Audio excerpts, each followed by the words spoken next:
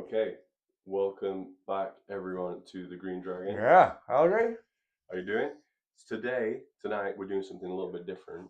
We're doing the Popscast. Okay, so we're gonna be talking a little bit about fatherhood tonight. Both of us being dads, Mm. both of us being dads of both lads and lasses. Yeah.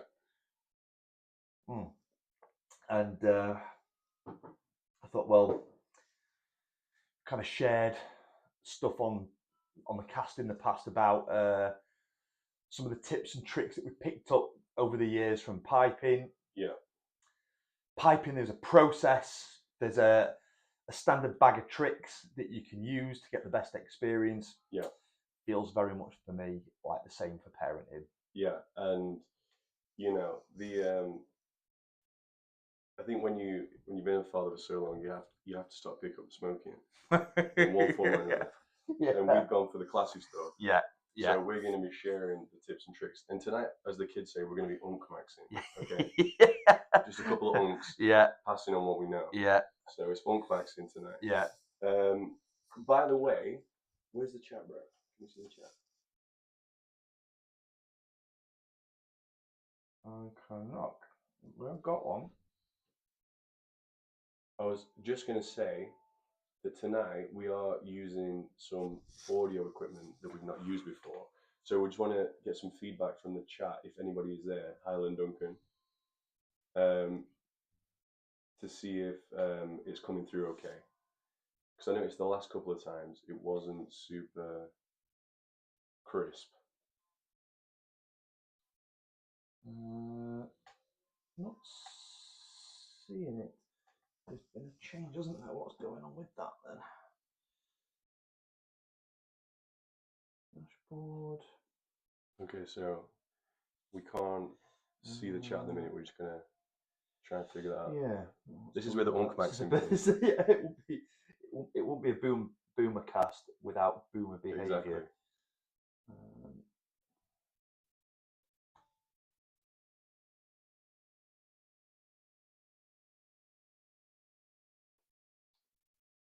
That's weird. That is weird. Is it in a separate window somewhere? No. No.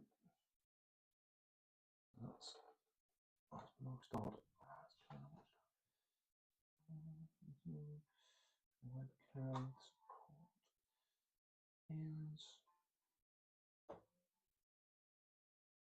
So the live duck on the left hand side. Let's try that.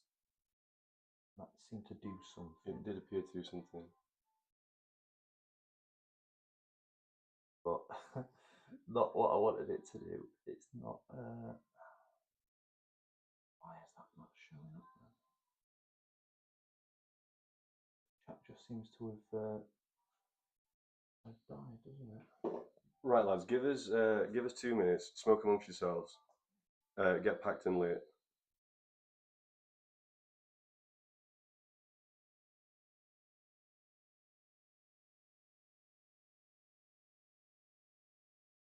Definitely moved that.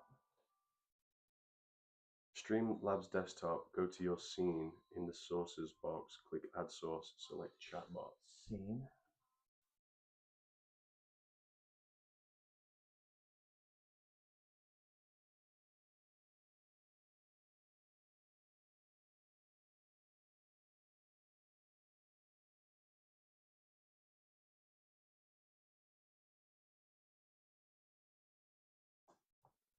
Is there a sources box?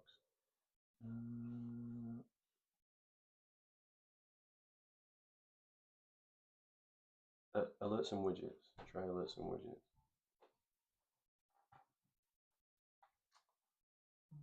Where's the chat?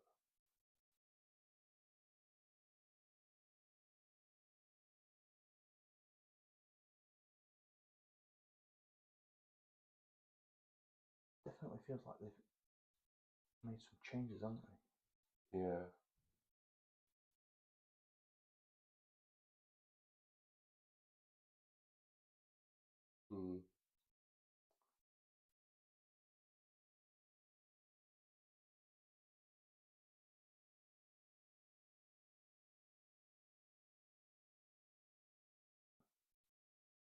We would like to get the chat on if we could, because we like to interact. Can you see it if you've got it up on your phone? How do you mean? It's on live. Oh, yeah, good idea. That's the only other way we could do it. Ah, sources, hang on. Here we go. Sources. Add a source. The thumbnail is just two boomers staring at a laptop screen. Chat box. Okay, add source. Okay, hi fellas. So Bearded Kennescian's in and Edgar's in. Good evening, lads. How's the audio sounding, by the way? Let us know. We're just figuring out how to do the chat, but we might just run off. I think we've got one. Here we go.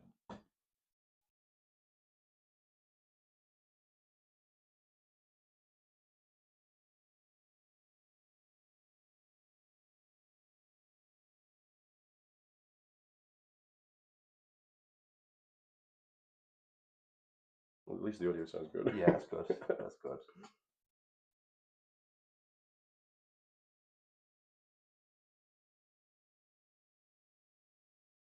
Two minutes, lads. Well, I appear to have a chat box, but I can see them. It's really small. Can you drag it like what you see in the corner? Can you drag it, make it bigger? Yeah. There we go. That's better. How's that? How's that? Audio sounds fine. Okay. My end. Cool. Okay. Well, that's as easy as that. Right. Thanks for being patient. So, as we were saying, in case you missed it, we're doing fatherhood tonight. Yeah. Both of us being fathers. Yeah. So, we thought we'd go, at least to begin with, chronologically, in terms of stages of development and how that goes. And then we thought we might branch out into raising sons and raising daughters. Yeah. Right, do you want to kick us off? What do you think? Yeah. So, I think from my What do you want to do? Well, let's have a what we got in the ball first of all. Tonight, I've got the black, the Hunter Falcon with the Algiers ball, which is my favourite ball. Oh, right. And I got some Burley Flake 3 in there. Bro, and I've got to say it, that Algerian bowl has really coloured up. It's got dark, right? Yeah. I've had this some years now, so yeah. I think all the finger oils and the and the smoke is. It's really got its own kind of character now. Yeah. If I show you, nice grain. Well, if I show you so this is the second. Oh yeah, okay. Bulldog. That's got a really nice grain on it. Well, it's a lovely grain, but it's not quite darkened up to the same extent that the last one had. It's only because I've not smoked it as much. But parts of it are lighter than others. You can see, like on one side, camera might just pick it up. Where the thumb goes, it goes on first, and on the other side. But that's a lovely bowl. And what's in the bowl? Burley number 3. And it's caught in a storm. It'll do. Someone said to me recently, when the desirable becomes unavailable, the available becomes desirable. Yeah, right. It's right. Super mercenary. That's a fair shout. So I've gone for the Northern Freehand tonight, and in there we've got none other than Jermaine's Rich Dark Flake. Managed to find some more.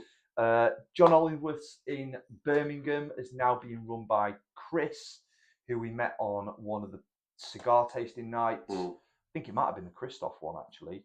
Right, yeah. Short guy, beard. In Kelm Island. Yeah. That's right, yeah. And I said that I was in the market for a couple of sticks and popped my head in and said, he said, "Oh, is that everything?" I said, "Oh, just have a quick look at your pipe tobacco selections." "Oh, you've got Jermaine's. Oh, you probably won't have RDF, but I'll have a bit of brown." "Oh, I've got Rich Dark Flake. I'll have a tin." I'll have a tin.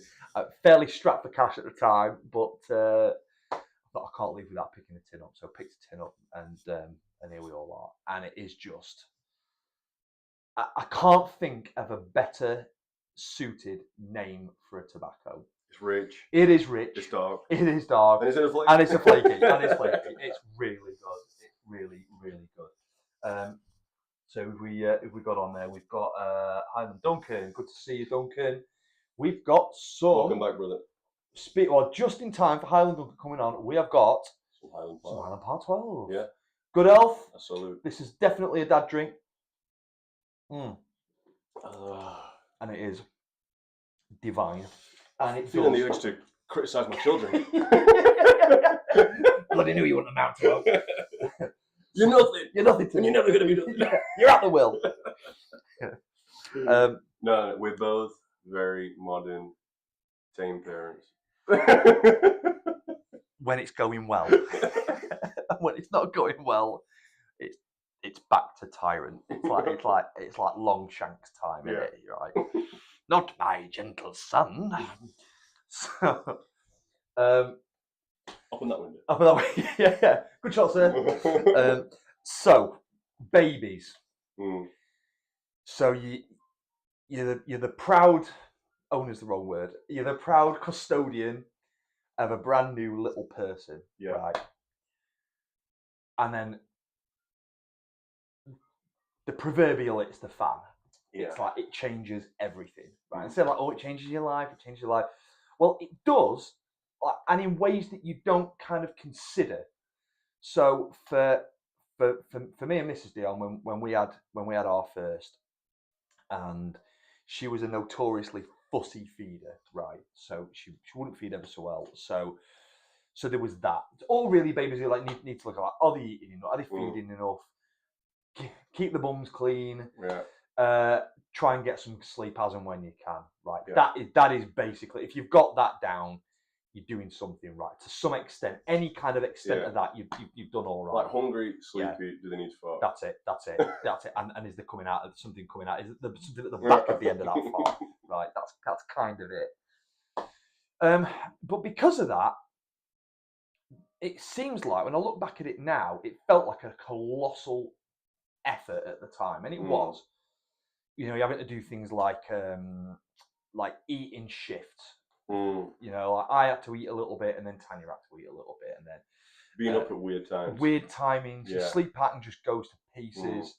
But then over time, something developed. So like the best advice anybody gave me was my brother, and he said, because he had his little girl before I had mine, and he said, you're gonna get loads of advice. Listen to everybody, but make your own decisions.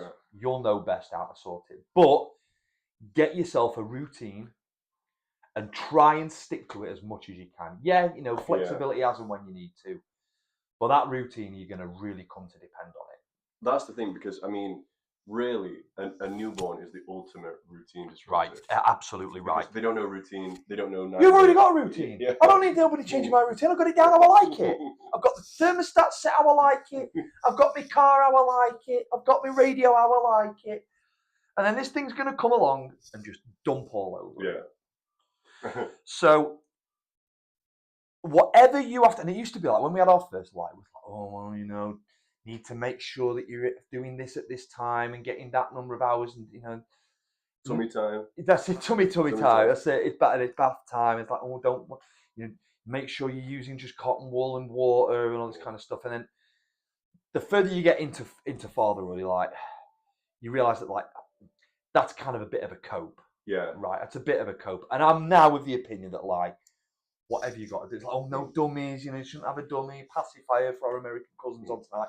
Right, now I'm all about whatever you've got to do to just survive that first 3 months, I reckon. So the 3, maybe it can go on a little bit longer for some, like sort of 6 months, but that into that first sort of big developmental phase when they start crawling about, trying to stand, those first few months. Corners. But chucking themselves down the stairs. They're gonna do it, right? So don't call CPS. They're fine now. They're fine. They've grown up fine. Like I've taken the extra limbs off and stuff, and like they're able to blink properly now. And it's joking. But whatever you've got to do to just get through that first spell, you've got a Barbosa Max. You've definitely. It's really more like guidelines. Right. It's more like guidelines, and And at this point, it's like when they're going to start. It doesn't. You get sort of a bit of a routine going, but then they're going to develop. And for me, at least with my three, whenever they started to develop, and as in learn a new thing, I'll come home and it is rapid, right? So they'll just pick it up, right? So it's like one night they can't do something. You got to work. You come back, they're doing this thing. It's wild, yeah. Where's that come from? Oh, it's just started doing it today. The younger the child is, the more what's the word? The more dramatic the jumps are. Right, yeah. These are like prodigious jumps, aren't they? It's like you're playing World of Warcraft. You're killing chickens, and you're leveling up on killing chickens. And then all of a sudden, you got to you got to like level 12 like overnight. Yeah. And that's how it is with the development is crazy. And it could be like crawling, or it could be like trying to say something, saying words. And as soon as they start doing that, because their brains are like firing,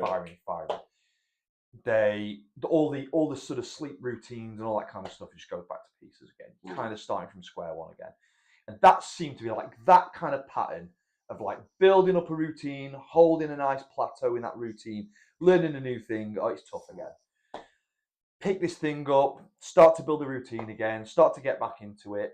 Started at preschool, do a little bit of preschool when she was 2, and like start to pick up other stuff from the other kids, start to redevelop again, and then it starts to fall down again. And that was kind of everything up to about once we've got out of the terrible 2s, I think we should just about sort of weathered that really rocky up down development routine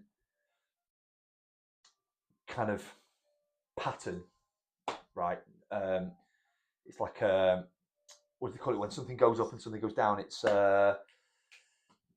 almost like kind of counterpoint is what I'm thinking in music. Like something goes up, but it's inversely proportional, right? So the more the more they start to develop, the more your routine takes a hit, and that up to about sort of end of 2, start of 3s, I think is where things come in, and then they start to develop a bit of a personality. Yeah.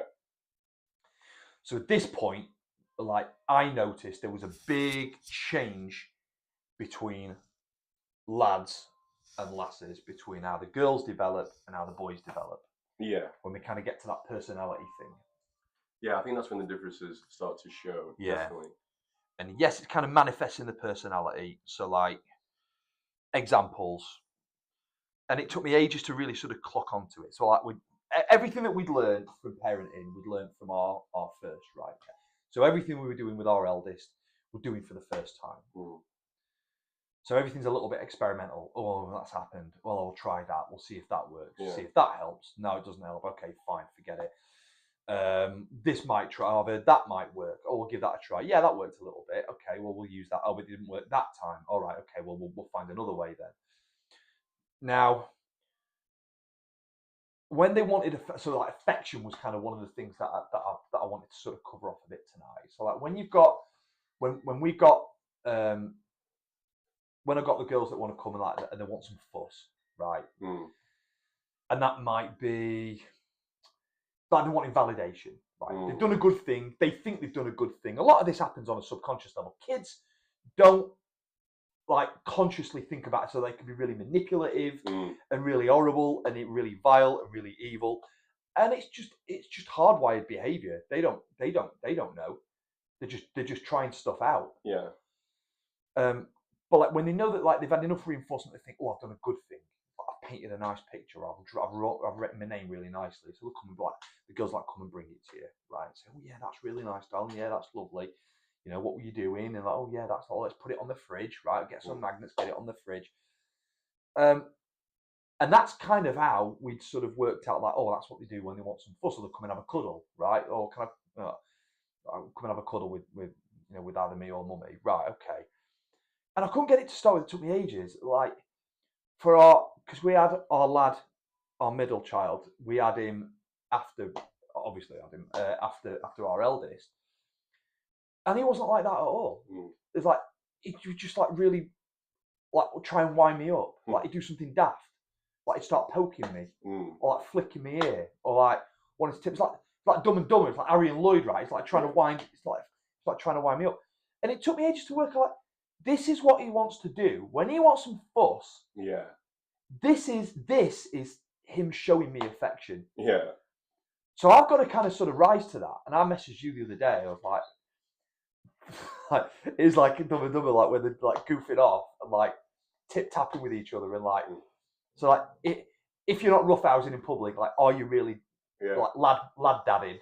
Yeah. Like, how much is too much?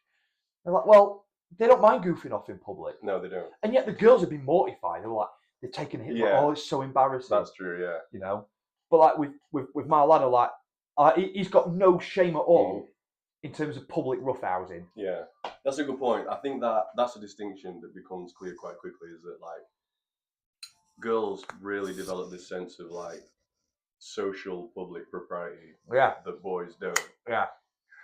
Do we ever? Yeah. In a different way, maybe. In a different way. But just as an aside, like since we're on roughhousing, I've seen a lot, and actually the first person that I heard this from was Jordan Peterson, and since then I've heard it in a lot, like roughhousing for both boys and girls. I think it's a bit more important for boys, but both boys, it's like a really important stage of development, and particularly because we're on the pop stream and talking to men, it's fathers that do this. Yeah. Fathers do this. Yeah. And you take Tanya doesn't get it all. No. Right, she can't stand it. He's annoying me. He's in my head in. You grab your kid, you throw him up in the air, and you catch him. Yeah. Or you suplex him into the bed. Yeah. Or something. I mean, we go to this place called Top Jump. Top Jump, yeah. And it's just a Sheffield. Yeah, and it's just like wall to wall bouncing castle in Sheffield, and I just throw them around into walls. Yeah, I like judo flipping, and they love it. Yeah, and it's teaching them. First of all, it teaches them that I can trust Dad. He knows how to make things fun and not take it too far. Yeah, it teaches them about their own physical limits. Yeah, it teaches them. And I think like one for boys, it's training it's basically training for fighting, right? Because boys, and this is something we'll talk about later. I do think it's important for a boy to learn how to fight, not necessarily for him to be getting into fights, but to learn how to handle fight himself. Yeah, but for girls also, I think it's going to give them a bit more confidence and self-assurance in their physicality. Yeah. Right. Yeah, that's a fair one because they're not expected to kind of be as physical. Yeah. But also, there's a little bit. So a lot. How do kids learn? I think the only real way that they kind of. I know there's like lots of different ways. And that's a very broad question. How do they learn languages? They've got the language acquisition device, and then as that changes as they get older, and it's about the environment that they're in. So there's been loads of studies that have been done on that, but none of this is to do tonight. It's to do with studies. This is just my personal lived experience about what it was to and some of my observations, right? And for ours at least, I can always see them and feel them testing boundaries. Yeah, like the velociraptors in Jurassic Park testing for weaknesses in the fence, right? It's like, what happens if I do this? What happens if I do this? And all three of them have done that in a very different way. So like eldest, she'll be quite defiant to start with if she really wants to do something. Number two, he'll just kind of ignore me and go a bit quiet. But then, or he'll moan, he'll whinge if he thinks that he wants to do something and I've said no, and he'll try and sort of moan at me and nag me to try and get me to do it. Number three will just do it and just do it completely silently, and just wait to see what happens if she gets caught. So all three, a different approach, but all three, what they're trying to do is to test the boundaries. How far can I push Dad before he breaks, before something bad happens? I'm either going to get my own way. Again, this is all subconscious, right? They're not doing this with malice or forethought, because there's nothing of forethought. All they think is like, I want that. Yeah, exactly. I want that. And this big horrible bearded thing in front of me saying I can't do it. Well, I want to do it. So what happens if I try doing this instead? And they'll push me and push me and push me and push me. And then either I'll be weak and I'll give in, or I'll crack down on them and they've learned they can't push me to that extent. And the thing is, like, if you imagine that you were, like the orcs are coming and you hold up in a fort. What are you going to do? Does that door hold up? Bang, bang, bang, bang, bang, bang. Yeah. Is that stone loose? Yeah. Wiggle. Yeah, that's so it. You need to do that. Say, Yeah. am I safe here? And that's what the kids are doing. That's like, it. Is Daddy going to make things safe, or is he going to let my little 2-year-old, 3-year-old self run the show? That's what they're testing for. And they crave it. They absolutely crave, because what they're doing is they're blind in a black room with no light, blindfolded, with one hand tied behind their back. And they're trying to find a way about what this environment looks like. They've got no idea. So they're doing that to feel where the walls are and feel where the doors are and where the pitfalls are. So you're absolutely right in terms of safety. They're trying to work it out. They're trying to work all this out. How does this stuff work? They've got no idea. They've got no social skills. They don't know how to beyond the sort of basic interactions. But they're trying to sort of test to see how what this thing feels like and looks like. Exactly. So there's a lot of that go, and it is different. The way that they test those boundaries are different. Yes, between lads and lasses, but also between all three of them. The personalities are very different. And that's also what the routine is about. The routine are these like abstract structures that give them boundaries, something to press against and feel safe. It's like, it's getting to that time. It's bedtime, so that means we're going to go and brush teeth. Yeah. We're going to go and get in pajamas. We're going to hear a story. Yeah. Then it'll be bedtime. I don't want to go to bed. Yeah. I don't want to go to bed. I'm watching this thing. Yeah. Well, you've got to, darling. You got school in the morning. You got to go. You didn't have a very good night's sleep last night. That if you give in to them, it's again to come back to Jordan Peterson. This isn't the Jordan Peterson show, but it's a fair point. You can either do what's expedient and just say, "Oh, I've had enough." Yeah, all right then, fine. But all you're really doing is just kicking the can down the road. Yeah. You're making that problem bigger later. Yeah. So either you can front load your difficulties, you can have the difficult conversation up front and try and deal with it there and then. No, darling, you can't, and this is why. Because you're not getting up very early. You've got to get up early in the morning. You're not getting up very well in the mornings. You've had a lot of late nights. We need you concentrating and fully focused in the morning. No, you can't. And then you've got to be prepared to cope with whatever they're going to throw at you. Yeah. And tough it out. Psychologically tough it out. Or you let them win, and then they know, well, I've just learned something now. If I push Dad on this point, exactly, I can do it again. I can do it again. And you've just nudged it back you've kicked it into the long grass. Trouble is, it's in the long grass and it's growing arms and legs. Yeah. And it's going to get bigger than you are. And that's fine. At 2 years old, 3 years old, 4 years old, maybe you think it's funny, or you can kind of brush it off. When it's like 10, 11, 12, 13, you've lost. I mean, that's a big thing. I mean, what you just said there reminds me of two things I've heard people say. So the first thing that you said is, about like front loading the difficulty. So I heard this from Gavin McInnes of all people. He said, you got two options. You can be friends with your kid in the first half of their life, or you can be friends with your kid in the second half of their life. Yeah. Pick. Yeah. And that's, I always remember that because it rings true for me. It's like, I think definitely in like modern parenting, there's this sense that, you kind of mates with your kid, you kind of equals, and you aren't equal to your kids. No, your kids aren't equal, and they don't want to be equal. They don't. They may think they want. Yeah. They may like enjoy the thrill of like having some like authority, but the fact is, they can't. You can't put a child in a position of authority. You just can't. No. It's not good for them. It's not good for you. Not. So you need to be the authority, and that is going to mean that there's going to be some difficulties. There's going to be some pushback. Yeah. And you're going to have to be firm. Yeah. But like you said, you take it's pay me now or pay me later. You take the hit now, things are better in the future. Okay. Yeah. And the other thing that you're saying is, like when your kid is doing like pushing back, and it's a little bit funny because this kid is like, and he's like, oh. And sometimes it is. Yeah, it's funny. And you got to shut up. Be like, don't show weakness. Don't laugh. But it reminded me of someone said, imagine you get you buy a puppy and it's a Great Dane. Yeah. It jumps up on your lap. It's kind of cute. Oh, you like scratch its ears and stuff. That puppy is going to grow into a Great Dane. It's going to go into Scooby-Doo. Right. And when it jumps up on you when it's fully grown, it's not going to be so funny. You've got no choice. You've got no choice in the matter. So you got to nip that in the bud. Right. It's got no fear of you at that point. So don't compare your kids. don't compare your kids' development to others of the same age. Comparisons to thief of joy. Yeah, I think that's a fair shout. Yeah. I think that's a fair shout. I like that because they are, and ultimately, it's like it's never a true comparison. No. It's not like that you should, not just that you shouldn't compare your kids to others, but you can't. No. They're completely, especially by the time that like they get to sort of like personality years. Yeah. So if they're old enough to start talking and forming their own ideas, and believe me, they will. Yeah.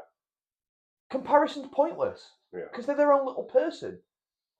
And it's kind of amazing, and it's kind of weird because yes, like for me, it was kind of routine uber alles a little bit in the early days, especially with our eldest. But then, like in that routine, they'll do something which is like out of routine. It's like by routine, I mean like out of the normal. Like they normally get up at this time and do this, and then go brush their teeth and go there, go do that, and then they'll do something brand new. Like, where's that come from? Where's that come from? And it also and the same is true when they start having conversations with you, like, and you just kind of struck at some point. Like, they're not a baby anymore. They're not a baby anymore. I know. And I had it with our youngest, and it was like it was doubly so for in this instance because I had the same kind of experience with the older two, but with our third, I got home. I'd had a stinking day at work. Right, I was knackered, tense, stressed out, and bless her, like she was at the door. She was like, "Daddy," I'm like, "Hello, darling," and all I wanted to do was just do baby talk. Those days when you want to cuddly wuggly with daddy, when he like, she's like, yeah. Let me tell you this thing about I did at school. I'm like, but I want a baby. I want a baby. I want baby talk. It's like, she's not a baby. It's like, yeah, I will in a minute. It's like, she's not a baby anymore. Yeah. I like, and that's it. Like, I'm never having baby stuff ever again. That's gone. All of that years, all that kind of that phase of parenting. At that point for me, penny had just dropped. Obviously, it had already stopped like a long time ago. But it was that with the penny had dropped for me. It's like, that's it. It's done. You know, I mean, I feel like this podcast is just going to be me like saying what the people said. But again, Sam Harris of all people, not a fan. But I remember him saying something about kids. He said, "One day you're going to pick your child up, and it'll be the last time, and you will not know it." Yeah, it's right. And I think like this, what you just said, is particularly a father-daughter thing. Yeah. I don't know how it works the other way around, but like, I think like when you're a dad and you've got a boy, you're really keen to make him just man up a little bit, right? Yeah. But like I look at my daughter and I still see a baby. Yeah. And she's not a baby. Yeah. Like she's getting like her limbs are getting long. She's really skinny Yeah. now, and she's got a strong personality. Yeah. And she's got her own opinions and stuff. But I still see a baby, and like you said, sometimes you try and treat them like a baby, and they don't like it. Oh, they don't. And sometimes, like, Google will be like, "Oh, you remember this from like 3 years ago?" And it's like, "Oh yeah, that was a baby. That's not a baby anymore." I would have sent you the picture of like when we've been to the Mario film. Yeah. Oh my god. Tots. They're all cuddling each other. Like, where have those years gone? Yeah, and it's not so much like years have gone. It was maybe only like 18 months or 2 years, but like the development had just rocketed. Yeah. Because there's not a lot of age between ours. 2 weeks. Well, the youngest. Yeah. 2 weeks. And so they've kind of grown up. They've gone through the same phases at roughly the same kind of time, and they're completely different. Like the faces look different. They lose that kind of baby face. Yeah. You sent me a picture. They're just like, look at a little baby face, like a goofy little baby face. Like, yeah. And at some point that just goes. Yeah. And it's not that like it just happens overnight. It doesn't.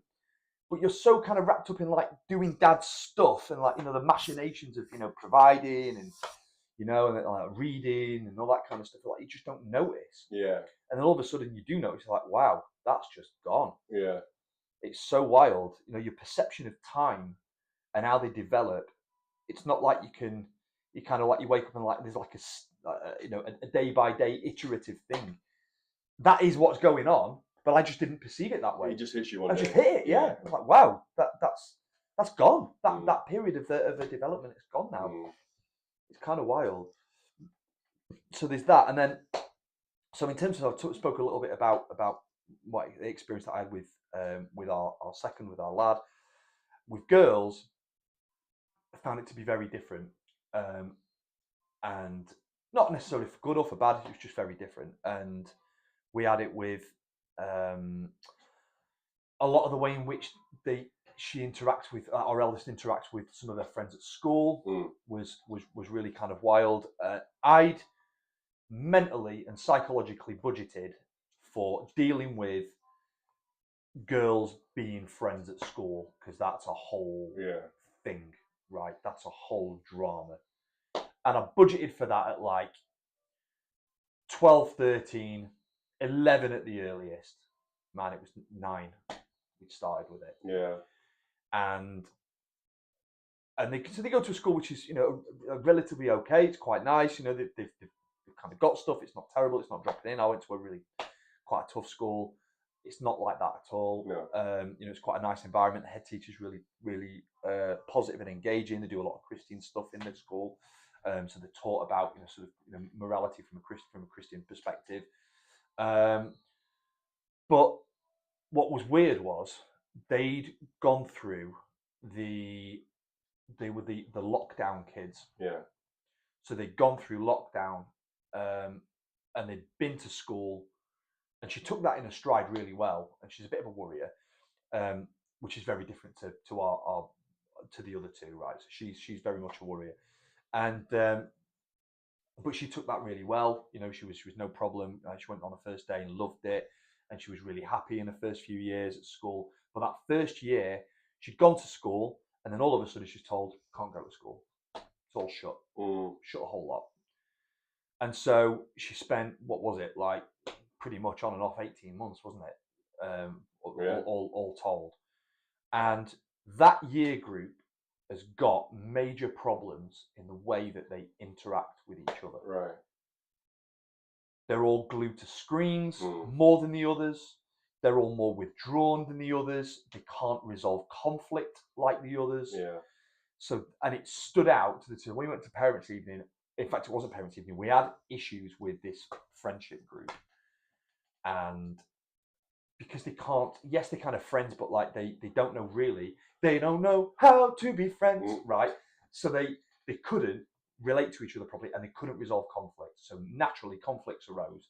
We ended up going in because of it, because Alexa started having some weird behaviours, biting nails, and like, you know, like she wasn't sleeping properly, and she was really frustrated about stuff. She was lashing out. So we went into school and had a chat with the head teacher. They were really good about it, and they said this year group are basically bumholes to each other. They really cannot get on at all. Worse than any of the other year groups that we've ever had through the school. Just kind of wild. So she's had to kind of relearn social stuff, and particularly with this thing with friendship groups, they'll come back from school and they'll be like, my best friend's just like done something really horrendous to me. Like she's called me like a really horrible name. So, well, if that's the case, then darling, not your friend. You don't have to spend time with him. Go and do something else. Find somebody else to play with. Go and do she's into crochet at the minute. Go and do some crochet. They do like lunchtime coding sessions. Go and do some coding. You know, go and play a different game with somebody else and try and widen your friendship circle. And then I'll go to work. I'll come back. I'm like, did you have a nice day today, darling? Who did you play with? It's like, oh no, we're friends again now. Yeah, it's all sorted.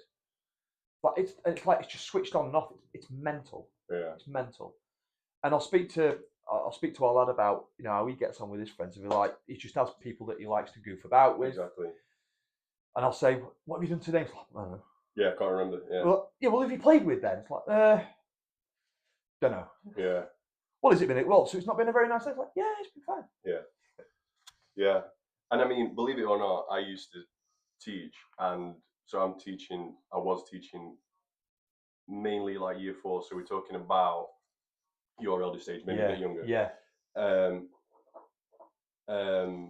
At the time, of the like lockdown stuff. Yeah. She's older now, of course. But yeah, like conflicts, mainly like 99 times out of 100, it was girls. And usually, what you'd find is this dynamic of there's like 3 girls, and then 2 decide that one of them has done something egregious. Yeah. And like and there's like this the coven. And there's like this impulse to like freeze out that girl. Yeah. And they'll like come to you with the conflict.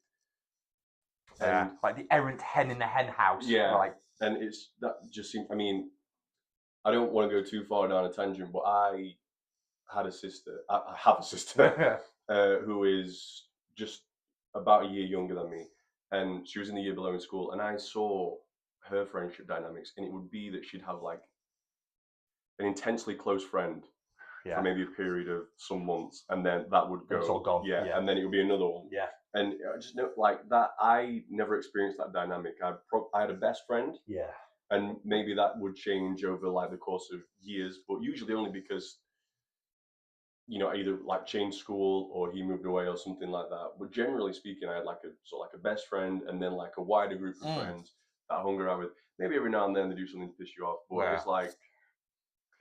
And with that, it was like it might get a bit roughy tufty. Yeah. It might get a bit physical.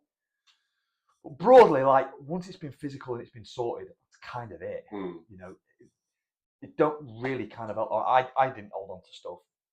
Or our lad doesn't really hold on to stuff. I say like, oh, he's. They'll sometimes say like, oh yeah. He pushed me like ages ago. It's like yeah, but you're all right now. It's like, oh yeah, it's fine now. But like, it's all reputational. Exactly. With the girls, and it starts so young. Yeah. Oh, it started over a lad, right? Even now, at 9 and 10, like they won't let me play with George. Like I wrote George a letter, and like the other girls didn't like it. Yeah. It's like, and I had to be honest with her, like, you're competing. Yeah. Even now, you're practicing it, but that's what's going to happen. Yeah. You're competing with other girls over the same group of lads. Yeah. That's coming. And I think the difference. And she got it. She didn't say, "Oh no, I'm not." Yeah. She was like, "Yeah, you're right." Yeah. Sorry. And I think that's one of the main differences between boys and girls, even at that young age, is that girls are way more socially conscious. They are. Like their relationships are like they loom much larger in their perception, and like you said, reputation. Yeah. And like social standing. Oh, it's a big deal. Yeah, it's a big it's deal. a huge deal. Yeah. Whereas I think it's way less so for boys. Right. And I mean, our youngest hasn't kind of got there yet. But even then, like there'll be things that'll happen, and she won't like it. So like, if she's got to do something and perform, she's like, which is kind of weird because like when it's just us, like she's always performing, so she's very, very performative. Like a bit of a drama, like, oh, like, come on, it's time to go and get your drums. Like, oh no, like come on, don't be such a drama queen. Go and get it done.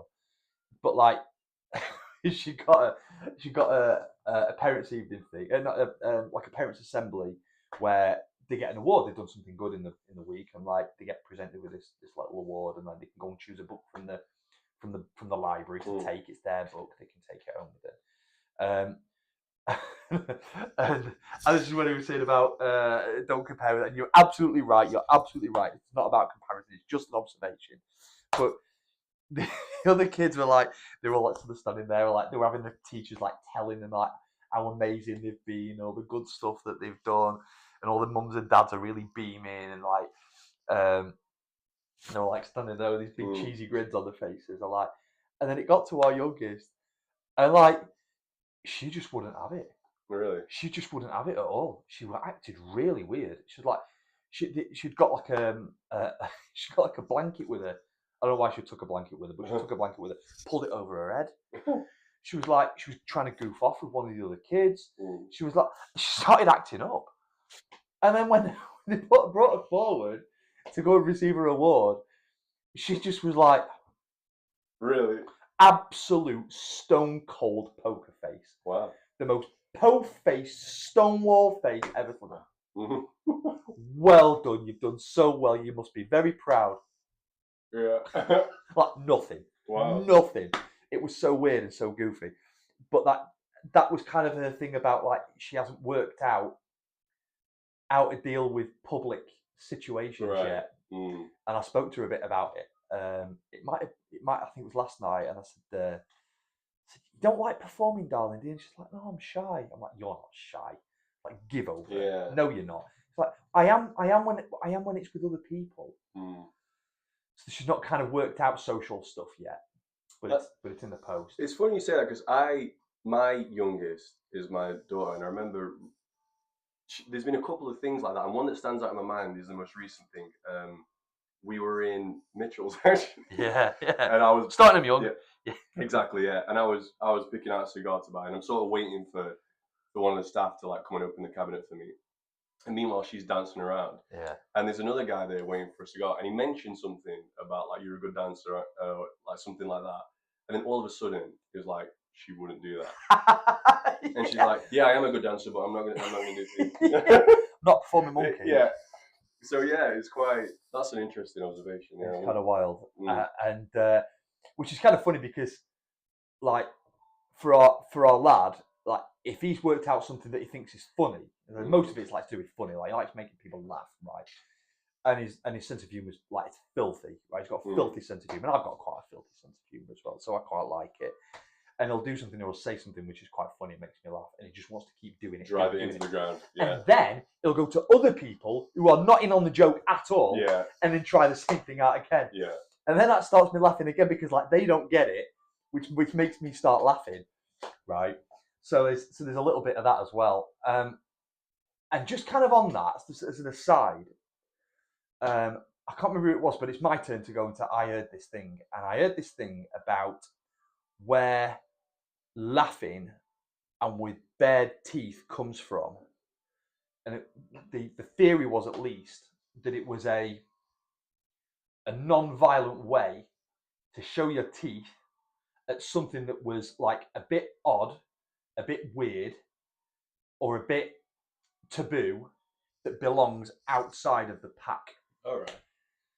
And so you would like show your teeth and like start making noise to chase something out of the pack that wasn't accepted. Oh, really? Okay. So this is just a theory. I thought it was quite an interesting theory. I was laughing because like some of the stuff that he does is like really disgusting toilet humor.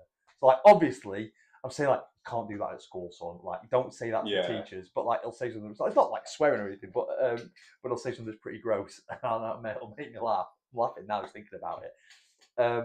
But that's kind of taboo behaviour. So in a way, I'm kind of saying like don't do it, but it's making me laugh. It's like making me bare my teeth and like going out. Yeah, that's the thing about boys. Like boys, they really like it when they get like a laugh response. Yeah. But they don't know about context. They don't know about context, do they? Not at all. No, they don't know about like appropriate. How far can I take this? Yeah, or like where is it appropriate? If I found this funny now, this will always be funny, and the more I do it, the funnier it will get every time. Yeah, exactly. Yeah, they don't know about like proper application. No, and that's definitely a lad thing. That felt like definitely a lad thing. Yeah, with that we had with Nico. So the thing with the thing that we're kind of finding now as they're sort of getting older is about how they interact with each other. And that's kind of developed over time as well. So it's always been that they've been around each other and they've always been about each other's business, and they've always kind of, for good or for bad, like they'll always play really nicely together to a point, and then they've had enough of it on their own. And only just kind of now are we getting to the stage where the girls will kind of want to go and do something. Two of them will want to do something, and the other one will be like, I don't want to do that, I want to do something else. And they've got to try and sort it out between them, and they can't. But that's just a kind of a thing. And they're starting just now to kind of diverge in terms of, I'm having time on my own, and I'm enjoying it. It's like our eldest will go upstairs, like, right, it's crochet time. I don't want the other two disturbing me. This is my space, my thing that I just do on my own. And the other two will be like, oh, might not say that I want to do it. Sometimes they will, but they'll be like picking the crochet hooks up, or like trying to like a sword fight with a crochet hooks, and it gets on our eldest nerves. Or like they'll be picking the yarn up and start running around the house with it and getting on her nerves. Or the other two will want to play like a bit of a daft game, and they'll want to kind of do stuff, and they'll say, oh, come on, like to our eldest, come on, play. And she's like, no, I don't want to. And they'll get off on. And they'll come down like, oh, she don't want to play with us. And I wanted to play the game, but I want to play this game, and she doesn't want to do that. It's like, well, no, it's her time now. So that feels like kind of a bit of a direction of travel with the way that that's going now. Yeah, and I don't see this right now between my two, but my sister has a girl that is your eldest Right. age, and they've grown up together. So Yeah. my niece was what? What would she have been? 3. Yeah. 3, maybe Yeah. 4. Yeah. When my eldest was born, Yeah. and they spent a lot of time, a lot Yeah. of time together. And then, you know, my youngest is a bit younger, and they still spend a lot of time together. But like we were saying about how rapid development can be, Yeah. even though there's only 3 years apart, which, you know, between like adults would be nothing. Yeah. Between kids, it's like a huge It's deal. massive. So they still tend to spend a lot of time together, but it will get to a point where my niece it becomes very clear that she's had enough. She had enough. Yeah. And she'll start to kind of like turn off to them and like Yeah. be a little bit cold. And Yeah. like as a parent of the kids, it's like a little bit tough to watch, but It is. I understand what's going on. Because it's a developmental phase. Yeah. That's the phase she's hit now. I mean, I even remember being a kid and like you'd have a friend. They'd be like, "Oh, can you sleep over? Can you sleep over? Yeah, can you sleep over?" And then you'd have fun all night, and in the morning you're kind of like, "Can we get rid of this?" Yeah, I want my own time now. Yeah. I want to go on my snares. Yeah, exactly. Yeah. Yeah. So I sympathise with it, but it's a little bit tough as a parent to watch. So Yeah. But yeah, I think that's just, and I mean, between my two, like, not necessarily that they want their own time, but like, you do run into like conflicting opinions. Yeah. And stuff, and that's tough, and that's, I think sometimes that's the point where you have to say like, you know, I'm in charge, so I'm going to be right, because they can't sort exactly. it out. They've got no skills to do that. And I mean, even taking turns to speak, that is something that mine haven't worked out yet. No, not and at they all. both get pissed off when one speaks over them. Yeah. And I have to be like, okay, such and such are speaking, I'm going to listen to them, and I'll listen to you. But they can't, exactly, but they can't. No, they can't. Which is kind of wild because, like, at school, they're like told that they can't just shout out. Yeah. Like, it's hands up. If you want to speak, put your hand up. Yeah. Right. They don't bring that back home at all. No. And our eldest, so she's 10, she'll be 11 this year. She's no better than the other two for it. That's still not learned. Right? Yeah. It's just a noise war. Who can shout loudest for longest and stamp the feet so that they get heard first? Yeah. It's like, it is an attention war. Yeah. It is absolutely a war for attention. And managing that and juggling that is really quite, it's really quite something. Yeah. Yeah. And you'll come to, like, you'll have days where it's like, you'll sit down, I'll sit down in my favourite chair, I'll get my pipe out, I'll have a glass of something. I think, oh, I've done really well today. We've been out, we took them to Jodrell Bank, they had a lovely time, they were really well behaved. Oh, brilliant. Could do that all day long, twice on Sunday, no problem. And then we'll try and take them out for a walk, and they'll just be on each other's nerves, shouting at each other and jumping all over each other. And you'll come back, I'll sit in the same chair and find my pipe up and fill my glass up, and I'll say, when is this going to get better? Yeah. This is ridiculous. Yeah. Are these even the same kids? Yeah. It's nuts. And I've not got to the point where we've got a steady medium at all yet. We're still in that, and I guess to some extent we probably always will. But it's a battle. And then on that, maybe a little bit of advice about sort of or some comments about when you take parenting out of the house, because I find it's sometimes it's a different. You can't always do the stuff that you do at home to keep the peace when you're out and about. No. And it's not like, I can't chain him to a wall when I'm out. It's like not quite that bad. But like, you couldn't raise your voice. You couldn't tell. Sometimes you have to raise your voice, right? But like this kind of like social decorum. Like if you're in the cinema and they start goofing about, what are you going to do? Stand up and shout, get in that naughty corner. You're in there for 3 minutes, time out. Can't do that. So how are you going to manage that? So that's the thing. How do you manage behaviour? And that's again, that's varied. Often I've tried to like wait till you get home and we'll deal with it, and that's enough to shut them up. Or or like one of them will be really good at like, oh look, Yeah. look, oh well done, the youngest one, well done you, look how well you're sitting all lovely and being very well behaved. Or it's bribery. It's like, like, well, we're not going to say bribery, but like, you're not getting any sweets if you misbehave. Like, Richard, no, you can't drive, right? So there's that sometimes. But then like, that's all reactive stuff. And the older that I've got, I've tried to sort of make it more preventative.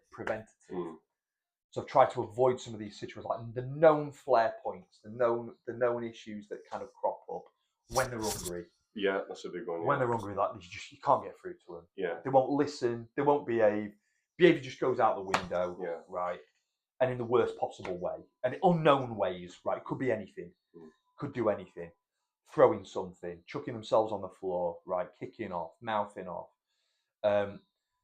So I think, right, okay, what was like, right, okay, it's like 10:30 now. We're going to go to a museum. It's going to take us an hour and a bit to get there. We'll go and scope out where the eating places are first and get them fed, and then we can have a nice day. If you don't, sometimes it'll work out, but often it'll just be an absolute be chaos. Hunger's a big one. Yeah. And then how you manage the rest of the day then, because they're going to just hit a cliff. Exactly. So you've enjoyed. You're having a nice time. You're looking around stuff. This is really interesting. That's really. Oh, look at that! Look. And then like 2-3 o'clock rolls round. Bam. They've been out too long. Yeah. They've done too many steps. Yeah. They're getting tired. Yeah. Legs have stopped working. Yeah. Like all the kind of, they stop being able to kind of control it. They're a bit like kind of a coiled spring. They're all like tighten up like right, and they're wanting to kick off.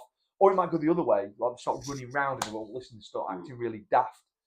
So managing that day and managing it before you've even set foot, thinking, right, okay, we're going to have about 3-4 hours. We'll get fed first. We'll have a coffee halfway through. We're going to get them a snack. We'll try and break it up a little bit. We'll do that bit there and that bit there. You have to plan a bit. Yeah. I think like another thing is just like setting out the contract. Like, okay, we're going out here. Yeah. Right. And you're not going to say this, but it's implicit that like, this is for you. We're going to go to this museum, or we're going to go here. We're going to go to this place. Right. So I'm taking you out. You're going to be cool. You are going to behave properly. If you don't, then we're gonna leave. Yeah, we're gonna come home and we might not go again. Yeah. That'll be that. And that's tough if you paid a lot to go. Yeah. But you've got to have that day. It's like that's the contract. Like I'm doing my part. You need to do your bit. Yeah. Okay. And I'll take care of the food. I'll take care of the transport. Yeah. But, and also as well, I think about I've had to kind of really temper my expectations. Well, thinking like if it was just me and the missus, we can go out, go and spend all day, have a bit of a picnic, but like take our time, but we can go and have a look around everywhere. And when we might be there 4 or 5 hours, you might get 2 or 3 really good hours of behaviour out of the kids, and then they're done. So I've got to manage that. Yeah. And I've got to be cool with the fact that I'm not going to get round all of this in one hit. Yeah. Now, I've carpet bagged this country for a lot of things, and scalping parents is one of them. But a lot of museums and attractions have now started having like free returns. Yeah. And that has helped us quite a lot. Yeah. So where we've had, like we know we're not going to get round a Jodrell Bank in one hit, we'll come back next time and we'll have a look at the other stuff in a bit more detail. We'll do the stuff that we didn't get to look at last time. And we've had, some good days out where we've gone back and gone back and gone back, and that's worked out pretty well. So I've just had to be prepared to do that. But it's tough. Yeah, it is tough. And it is tough. I mean, the whole thing is tough, right? And everyone says, oh, it's the toughest job. And it is the toughest job, but it's also the most rewarding job. That's true. When you see them and they've done something, you think, oh, that's so good. I'm so pleased that they've managed to get all of that. Something that you've been working with them on for ages. Like, it might be something as daft as like, brush your teeth. And you're on it and brush your teeth, and you think, oh. Then one particular, and they just ignore you. Then one particular day, they'll have taken themselves up, got the pajamas on and brushed their teeth.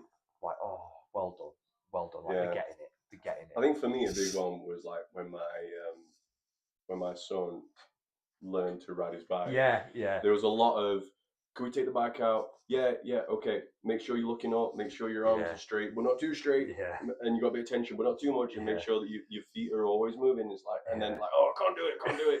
Yeah. And then, well, like you keep doing it, Yeah. you keep doing it, and one day it just happens. Yeah. And that is definitely It is. like, really rewarding. Yeah, it is. We had it a bit with our eldest that we're into crochet now, and we bought some stuff for Christmas. I thought, well, that's nice. I'm trying to kind of remove screens as much as possible from the lives. It's not all together. I had consoles when I was younger. So did you, and I loved it. I love my SNES. I love my N64. I love my GameCube. I love my Wii. I love my Xbox. I loved it all, right? And I used to game quite a lot, but not at his age.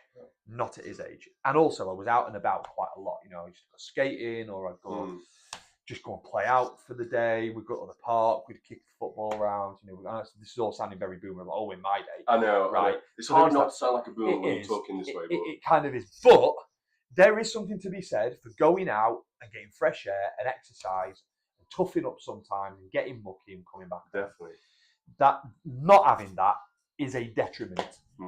It is. They are missing out on something if they don't. I mean, I remember having a SNES probably from quite a young, probably from the age that my boy is now, if not a little bit younger. I had a 64, I had a GameCube, and I played him a lot. I loved it, but for me, it never superseded like when your mate knocks on your door. Yeah, like, coming out. Yeah, I'd never say no. No, never. You go out. Yeah, you knock around. Yeah, you see your boys. Yeah, but and I think, and again, really boomer point, but the games that we had as children, SNES, the 64 and stuff, the stuff on screens today on the tablets, they really design it in such a way to be so addictive. Oh, they are. Yeah. The colours and sounds and the rewards. Yeah, exactly. Yeah. The dopamine boo. Yeah. It really is way more addictive than like Yoshi's Island was. Yeah. Got all the achievements. Exactly. Yeah. You've got other mates that are playing online. Like, oh, it's a social thing. It's not a social thing, but it's fooling your brain thinking that it's social. It's not. And to be honest, this is a trap that I fell into with it doesn't really seem to affect my daughter. With my son, I remember his elder cousin, who I mentioned spent a lot of time with, she had this Switch Lite that she'd take and she'd play it on car journeys. I said, well, maybe we'll get him one for car journeys. So I got him one for car journeys. And then, but then it's like, oh, that moves out of the car and you're like, oh, that's for the car. But okay. And then before you know it, you've got a problem. And now this is a problem that I'm dealing with. And it is a problem. Yeah. Because you can't convince a kid that kicking a ball around is more fun. It's more fun than this. You just can't. No. But if you don't, like you've got to start breaking up. But breaking habits is quite hard. That's the thing. Harder. But so all of the stuff that we did for Christmas, though, right up until this point, I bought them a Switch, bought them some games, this, that, and the other. Right, this is the year that I'm not buying anything that is electronic that requires power to use. So, got him a load of woodworking and carpentry stuff, actual proper tools. The little hands to use, but proper tools, and we'd start working on some projects. He loves Minecraft. I actually think Minecraft's quite wholesome. I do. As the games go, I think that's one of the better ones. And he loves making crossbows and swords and stuff. So we got him a build your own wooden crossbow kit, like toy crossbow with these little safety dart things at the safety bolt, and we loved it. We absolutely loved it. And we got our eldest the crochet set. Now, for both of those things, and we got our youngest a proper 2-wheel pump-up wheel scooter. For all of those things, but particularly for the crochet and the woodworking stuff, these are things that they've never ever done before, and are almost like adult domain things, right? And when our eldest started having a go at the crochet, and she had to learn from an absolute base of zero. And I could show her a little bit, tie knots for fishing, so I know a little bit about, managing knots and stuff. But that was it. My missus had done a little bit, so she was able to show, but again, not very much. She's had to do it herself. And she got really frustrated. She couldn't do it. It wasn't working properly. She was slipping knots. And she was crying. She was really frustrated. She was angry. She was chucking it about. And I had to take her aside and say, listen, this isn't school. This is not school. Nobody's putting pressure on you to do this. Doesn't matter if you get it wrong. Doesn't matter if you do a fantastic one. It'd be great if you do something fantastic, but if you don't, if it messes up, so what? Yeah. This is about keeping your hands busy and focusing on something. Yeah. So, in fairness to her, she'd gone on YouTube. Okay, maybe not great, but she'd gone on YouTube and had picked up a channel that was like to teach her some of the basic knots. We got her a book, so she was following the book as well, and she said to me, "Oh, I've got it, Daddy. I've got it." And like she showed me what she'd be doing. Like, I've made a granny square. Brilliant. That's the start. It's the foundational building block of starting with crochet. She'd done it, and she'd done it all herself. And her face, like it all lit up. Yeah. Like the dopamine hit that she got was massive, and way more qualitatively better than it had been like, "Oh, I beat this level," because that's gone. Once you've done it, that's it. It's done. Nobody's patting you on the head and saying, "Well done," right? Exactly. You've got nothing to show for it. This was something physical and tangible. Like when we got something wrong on the crossbow and we put it right, and he's like, and then he's like, "Look, everybody, look, we fixed it. We got it right." He's got it. You can show it. You can see where that effort had been put, and it was like, so yes, it was kind of developmental, but it was yes developmental, but also problem solving, and then like having to be to persevere, to tough it out and learn and be prepared to get things wrong. And again, a Peterson thing about delaying some of that gratification until you've actually done it. Exactly, yeah. And I think this is one of those cases where, like, maybe the real treasure was the friends who made on the way. Yeah. Again, quoting people, derivative, but remember something Alan Watts of all people said. That like if you a musician playing a song or a dancer going through a performance, it's not about how quickly they finish the piece, because then in that case the best musicians or the best dancers will be the ones who like them.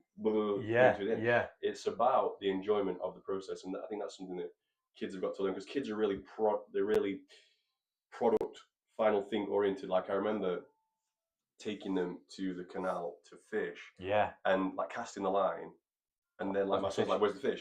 Well, that's not it. That's not it. No, it's about the process. It's about you cast the line, you have a chat, you have you eat some snacks, and then maybe there's a fish, and then that's cool. But I mean, I think teaching kids that is, and it's like Bob. You got the Bob Ross Max, like the happy little accent. It's part of the process. Maybe the painting's not going to turn out the way you thought it was, but it's going to be yours.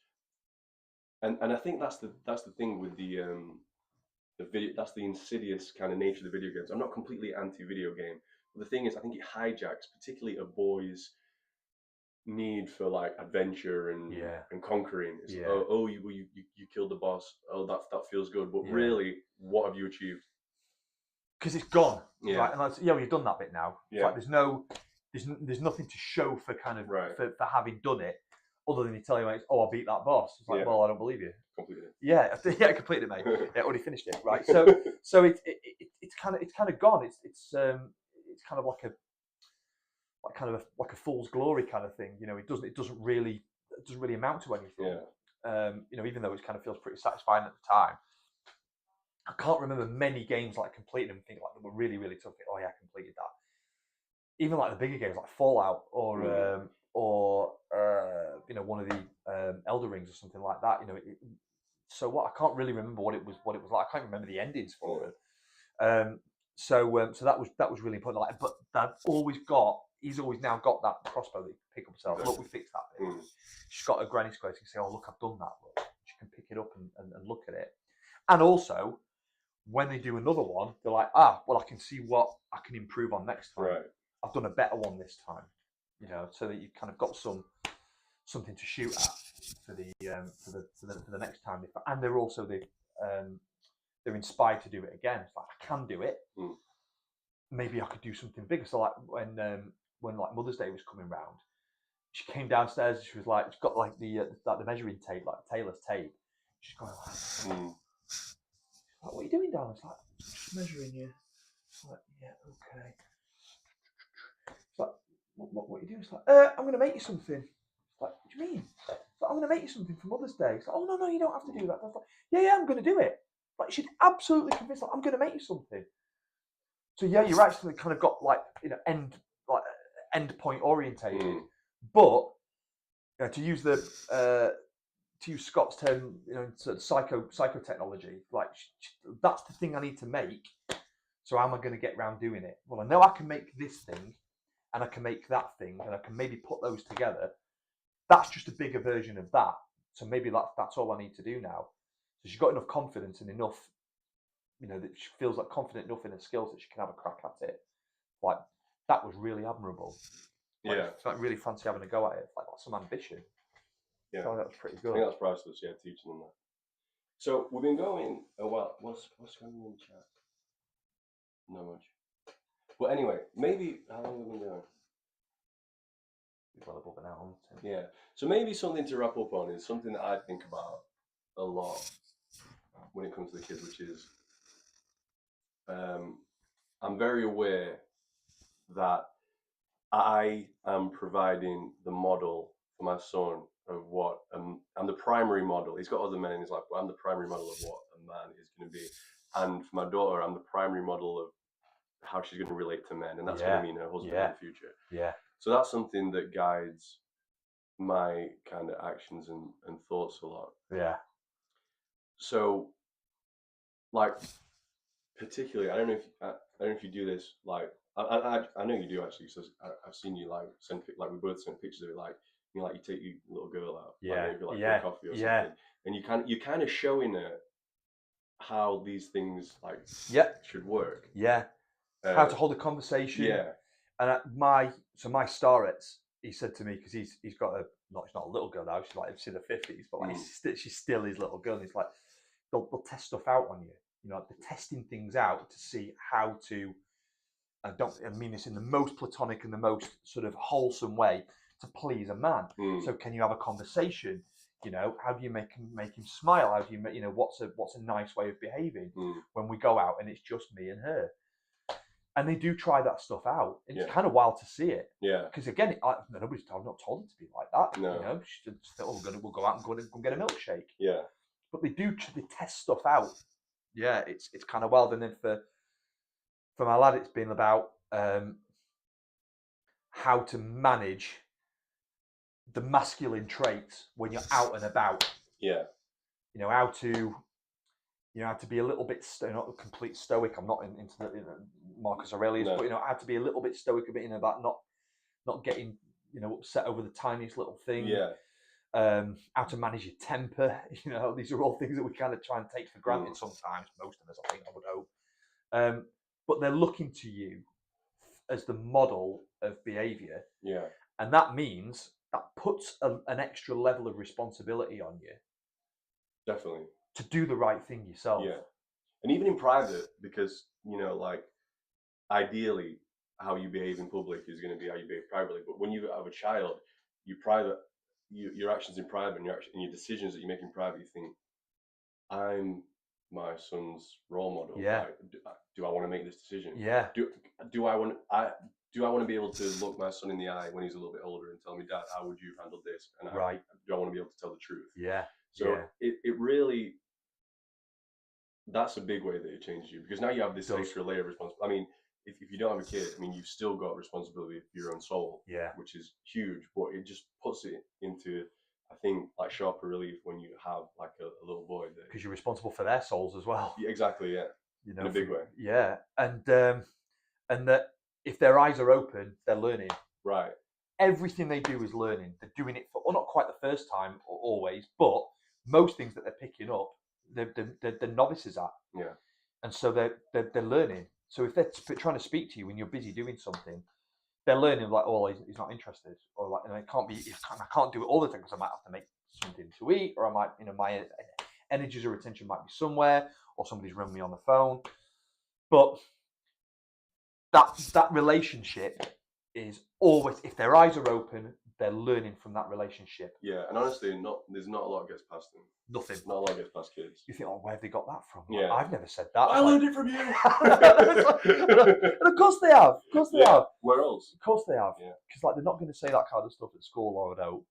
And they'll say this like, oh, that's the missus all over that. Yeah, yeah. Like, oh, well, that's me, So that's a big deal. That's a weird experience when you look at your kid and like your words are coming out of their mouth, and it's just like, I'm responsible for that. Yeah. Yeah. And even worse sometimes when you listen to yourself speak and your dad is coming out of your mouth. Yeah. Oh no, I'm turning it to my dad. Yeah. Yeah. Yeah. It's a thing. And It's I think definitely- one thing about being a dad is that you start to understand your own dad a lot more. Yeah, And that's you got right. and you got a bit more time and a bit more patience for your dad. Definitely.